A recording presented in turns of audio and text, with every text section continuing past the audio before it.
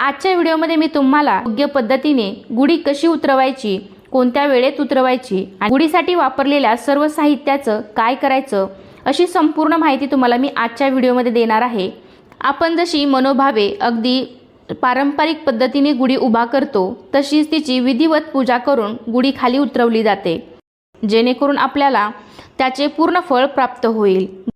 खरे तर आपल्याला सूर्योदयावेळी गुढी उभारायची असते आणि सूर्यास्तावेळी गुढी खाली उतरवायची असते, कारण असे मानले जाते की गुढीपाडव्याला ब्रह्मांडातील प्रजापती लहरी पृथ्वीवर मोठ्या प्रमाणात पाठवल्या जातात आणि त्या लहरी स्वतःकडे खेचून घेण्याचे काम गुढी करते। तसेच आपण गुढीच्या वरच्या टोकाला जो तांब्याचा तांब्या लावलेला असतो, तर तांबे हा धातू या लहरी स्वतःकडे आकर्षित करतो आणि या तांब्याचे मुख खाली असल्यामुळे या लहरी घरामध्ये प्रवेश करतात आणि आपल्या घरामध्ये शुभ सकारात्मक प्रवाह आपल्या घरामध्ये होतो।